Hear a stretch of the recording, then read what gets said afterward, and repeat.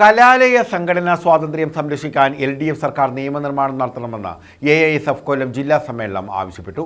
കേരള സാങ്കേതിക സർവകലാശാലയുമായി ബന്ധപ്പെട്ട വിദ്യാർത്ഥികളുടെ ആശങ്കകൾ പരിഹരിക്കണമെന്നും സമ്മേളനം പ്രമേയത്തിലൂടെ ആവശ്യമുന്നയിച്ചു.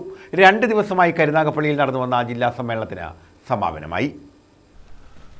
വിജയശതമാനം കൂട്ടുന്നതിനു വേണ്ടി വിദ്യാർത്ഥികൾക്ക് മേൽ സ്കൂളുകൾ ചെലുത്തുന്ന അമിത സമ്മർദ്ദം ഒഴിവാക്കി യൂണിഫോം ടൈം ടേബിൾ നിലവിൽ കൊണ്ടുവരിക. കുളത്തുപുഴ സർക്കാർ ITIയിൽ കോഴ്സുകൾക്ക് NCVT അംഗീകാരം നൽകണം.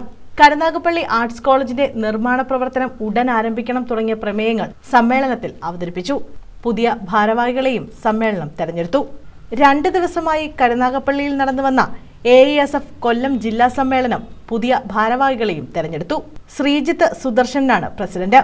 ആദർശ് മഠത്തിൽ Akshay Shiju, BS Ashwanth, PL Vinayak, കൃഷ്ണദേവരാജ്, S Abhijith എന്നിവരാണ് വൈസ് പ്രസിഡന്റുമാർ.